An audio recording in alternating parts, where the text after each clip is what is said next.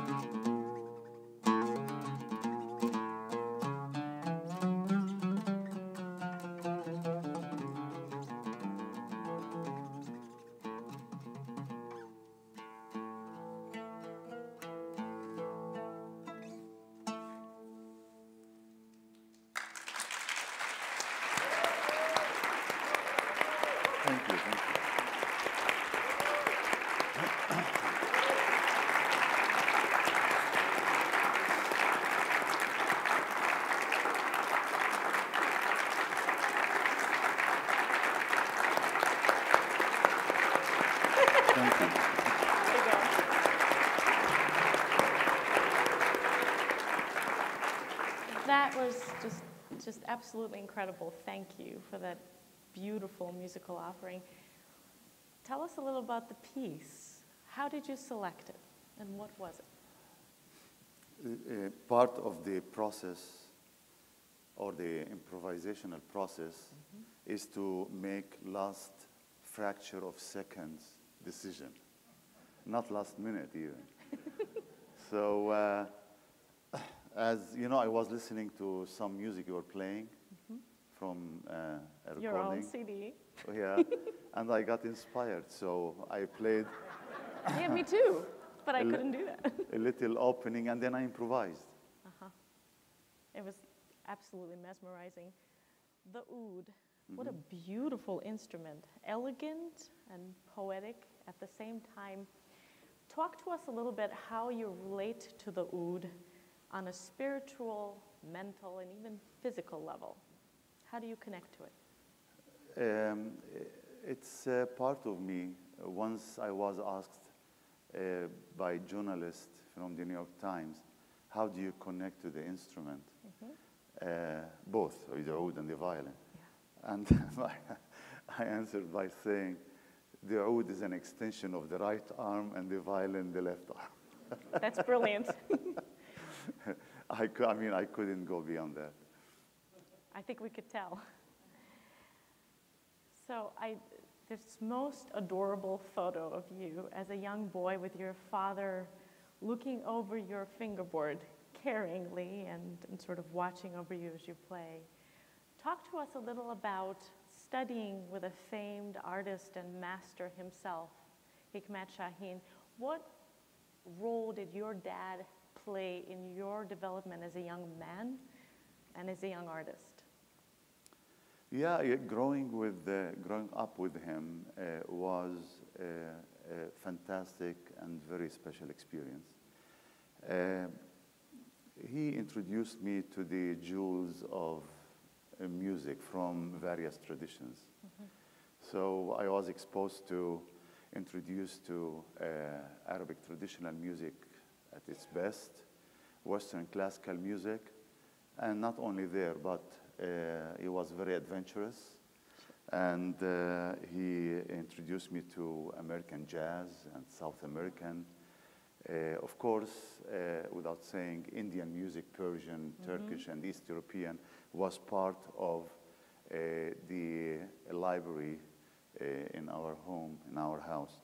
So he was the reason, and he cultivated my talent, if you will, on the oud, and he was great as music educator also, as a composer. So perhaps I am so much interested in music education, which is always part of my touring. It's because of him. He really installed this quality in me, and I saw what it meant to him, to preserve the folk and popular music in Palestine, reintroducing it to the schools in a way that students can relate to it and understand it. And the systems, in the way he thought and analyzed things and put it together was very rich and inspiring. Sure. Was music part of the tradition, part of young people's development overall in the setting where you grew up, or was that unique to your family, would you say? My father was, we come from a village in the northern Galilee, a Palestinian village called Tarshiha, and it's probably, 1,800, 2,000, out of which 1,600 perform music and practice it big time. My father was a factor in creating this environment. He was the first musician to break out of the village, and when he moved to Haifa, he established the first Arab Conservatory in 1938. And he was very interested in creating seminars and programs and creating ensembles and a music program, especially for schools, I said before. Sure. So where students can learn about music. And he composed almost 400 school songs that touched on various topics. So that was very powerful in my view. So yeah, the village and the music scene was great, but he was, I would say, the mentor behind it. Sure. So he was in many ways the architect behind that entire climate of embracing music and the sense of music education being important that you obviously have carried on throughout your journey. Yes. That's incredible. Now, your experience as being one of the first Palestinians to study at an Israeli conservatory, how do you feel that experience in and of itself shaped you? How did that influence your journey, would you say? You know, I started learning I always have had this dualism in my life. I picked up on the oud and the violin. And I studied on the violin the Arabic traditional music and the Western classical as well. And I have been composing in Western classical way and the Arabic tradition. So this duality played a big role in my life. So since I was a little kid, I studied the Western classical violin. I think I started at the age of 5. And I studied with a Russian violin teacher in the city of Haifa. This is how it started.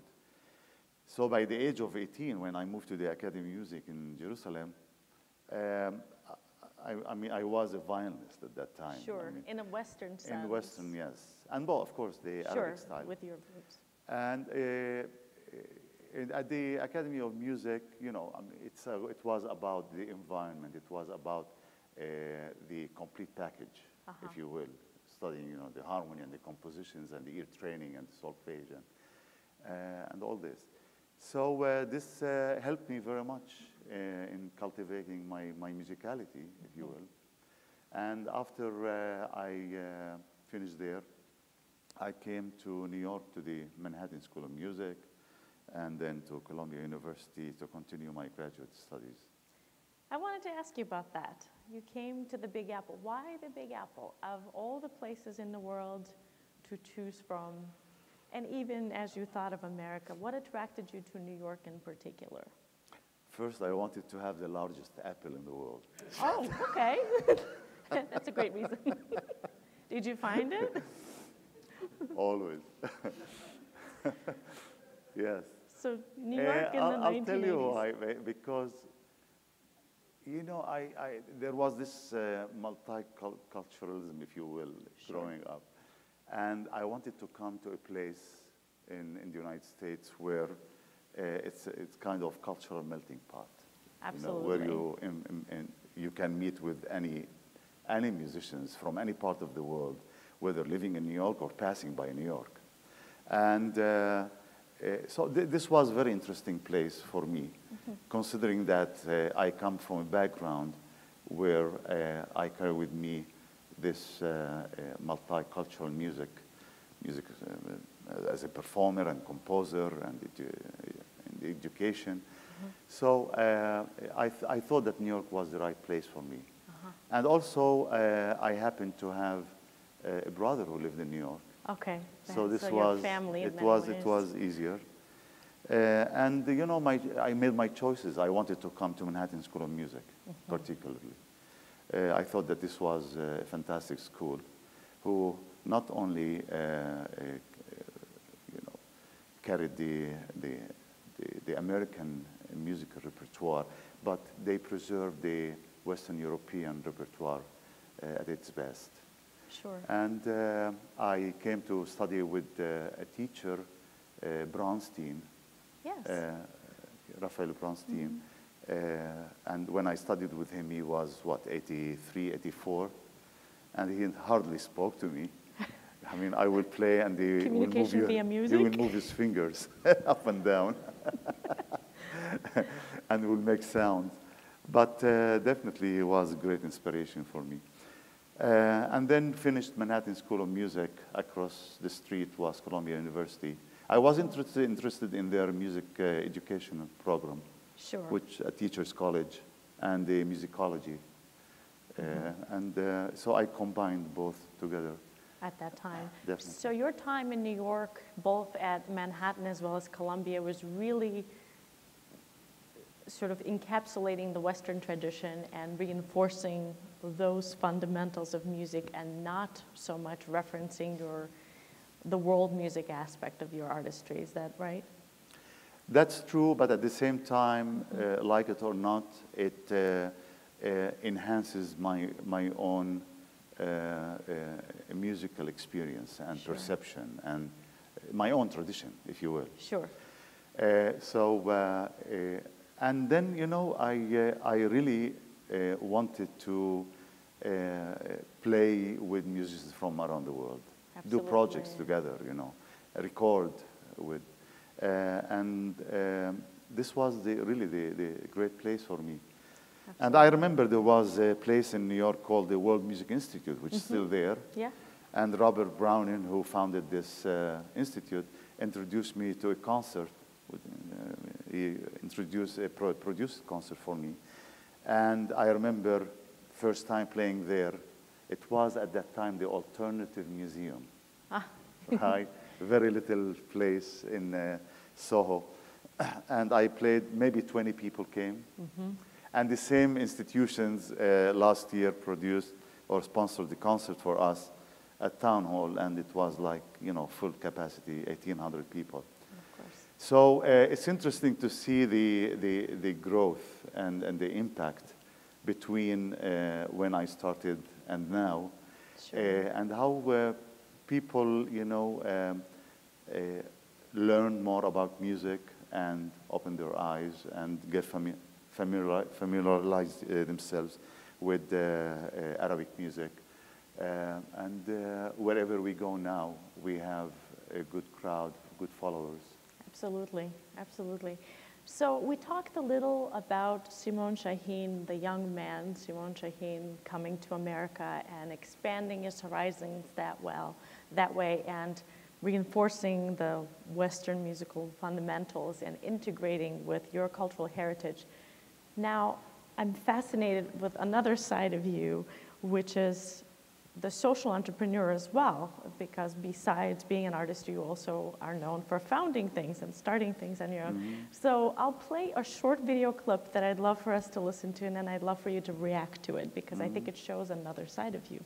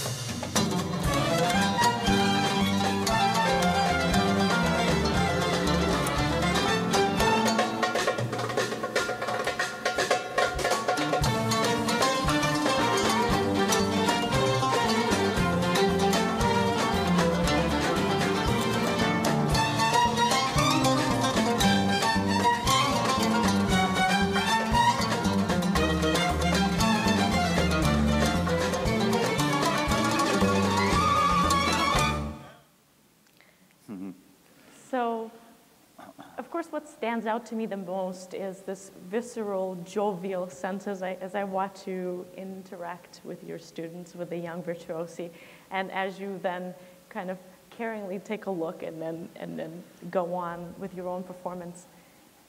And so what I would love for you to talk about is the vision, the mission behind founding the ensemble, working with these young virtuosi. Where do you see Canara in 5, 10 years? What is the dream with that? for the young people, but also beyond. Right, right. I started Canara group in mid-90s in New York. This is the professional. The professional version of it. Yeah, the big cats. And then when I joined Berklee, like 4 and something years ago, the first thing I wanted to do, besides teaching and the classes, I wanted to have an ensemble, and we called it Canara Berklee. And Canara in Arabic? The arch. The arch. Yeah. Canara, the word in Arabic, and the arch is the word in English. So, and the purpose of the ensemble was to bring the whole idea of Berklee is opening up to world music. Sure. It's not anymore the pure American jazz school, Sure. as many people perceive as it. Used to. As used to, have yes, the yes. reputation for. There is representation of many musical styles and genres at Berklee from around the world. There are many teachers who comes from different parts of the world: Indian, Middle Eastern, Eastern European, African, South American, you name it. And we have 35% of the student population at Berklee is international. That's incredible. It's incredible, yes. And the rest is American and Canadian. So if Wow. we include the Canadian, it will be much more than 35. So in the end, it's your dream of integrative kind of So I setting. thought that, yeah, I mean, establishing Canara was this melting pot in which students come and audition to it. And then those who are accepted, they can play together. And they experience world music. So I hate to use the word world music, but music from different parts of the world. Sure. And they open up, if you will, and they enhance their understanding of the music from different parts of the world. And it's apparent also when they leave Berklee, their experiences and their projects, and it's beyond, the just American jazz, which is fantastic, Sure. but the world is huge and vast. Do you feel it opens up for the students something beyond just the musical genres? Do you feel it has a larger connotation where they're opening up and becoming curious about world cultures as well and Of course. understanding that Yes, yes. bigger meaning? The experience by itself is not only musical experience, but cultural experience. Sure. And, we just came back. I was in Jordan, Amman, and in Palestine, the West Bank and Gaza. We went to audition students Sure. who wanted perhaps to come to Berklee. And we do an interview after each audition. And most of the students would say the same thing. We want to bring our culture integrated with the Berklee music scene and see what kind of marriage we get out of it, Sure. which is fantastic. incredible. So they learn from so many cultures from around the world, and they bring their own to the table. That's incredible. So in many ways, you see that there's that interest, that hunger really for that kind of knowledge and integration and demystification of different cultures, which you're able to do through your teaching. And Absolutely, absolutely. That's incredible. Now, you touched a little bit on the duality of violin and oud. And as a string instrumentalist, and so many of our young people today in the audience as well are, I think many of us are puzzled and fascinated at the same time with your duality between the oud and the violin. I wonder, how would you say the two intersect? How do you think the two instruments relate to one another, and how are they distinctly different for you? They are two different species, if you will. That's true. I cannot so? find another word. But for some reason, it came to me naturally. At the age of 3 and 4, I just held the oud and started to play. By the way, the oud that you saw tonight, this little one, it is in display at the museum, the Arab Museum in Dearborn. And Anan Amiri was a factor in stealing the oud and, Thank you, Anna. and having it there. And also, 4 weeks ago, I was touring in the Middle East and Greece and Italy, and we ended up playing glass concert in the city of Haifa, where I grew up most. And after the intermission, two gentlemen came up on the stage, and surprised, I say, why are they coming to the stage? We have to supposed to perform. And they brought a little box with them. I opened it, and it was my violin, which I played when I was 6 years old. Oh. Yes. Yeah, it's, yeah, we want that in Detroit. You know, we need that in Detroit, definitely. You should just bring that. So I just played with the tuning keys, and I played something on it that sounded exactly how I used to play when I was 6. So the violin is a different instrument. I mean, the commonalities are the fact that they have open fingerboard, no frets. Where you can play the microtonality, which is an essential component of Arab music. Sure. You know what I mean? Microtonality, those sounds between the white and the black key, neighboring white and black key on the piano. Non-diatonic, non-European sounds. Yes, yes. And, but the two instruments are different, but they are part of the traditional Arab ensemble, if you will. Sure. So the violin, although a European instrument, inherently, while tuned differently, unless I'm wrong, does belong in the traditional Arabic ensemble. Is that right? It is part. In the beginning of 19th century, there was a Syrian violinist who studied also Western classical violin, and he played the Arabic-style violin. He was responsible for incorporating the Arabic-style violin into the small ensemble in Egypt, actually. He moved to Egypt, and this is where. So when you had the zither and the oud and the end-blown, the nai, and the tambourine and a few other traditional instruments, the violin was incorporated, and it felt organic.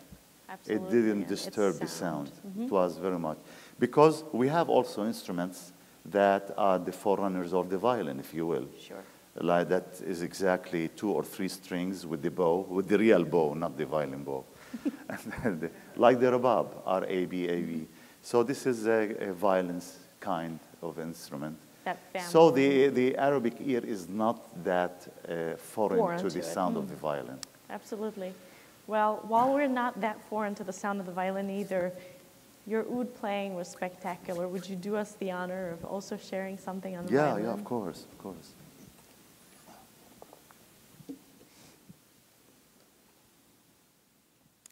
This is an Italian violin made by Galliano. I was playing in Riccione in Italy like 3 years ago. And I'm joking with the people, just talking to them, not that I knew. I'm telling him, you know, guys, I'm playing Italian violin. It was made by Galliano. And everybody was like, woo!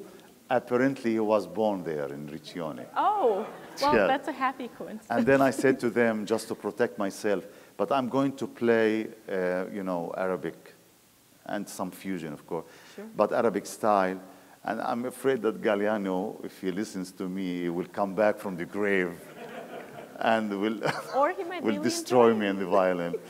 But it was a great experience. You know, you never know what to expect. So can I, it's okay if I stand up? Yes.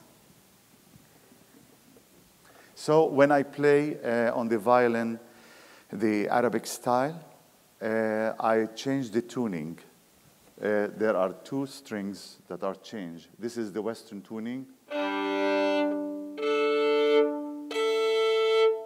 And then the Arabic. So there A goes down to G and the E to D. To D. The reason is very complicated, but I will tell you, I'll give you 2 tips. One is to accommodate this microtonal system that we call the maqam, which is the modal system in Arabic music. And the second thing is to accommodate the use of ornamentation. Sure. Because when we play, we use the embellishments in our playing.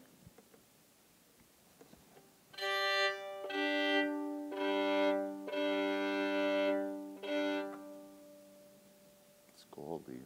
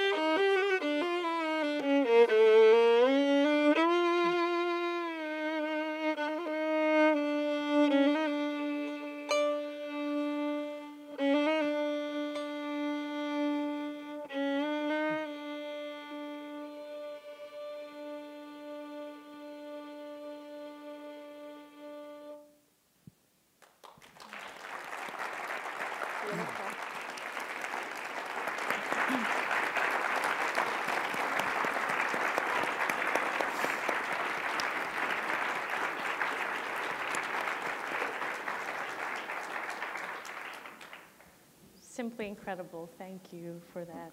Very, very beautiful. I can see, I think we hear some similarities in the language and yet such a difference in the sound. And still quite fascinating how you combine the two and that it comes naturally.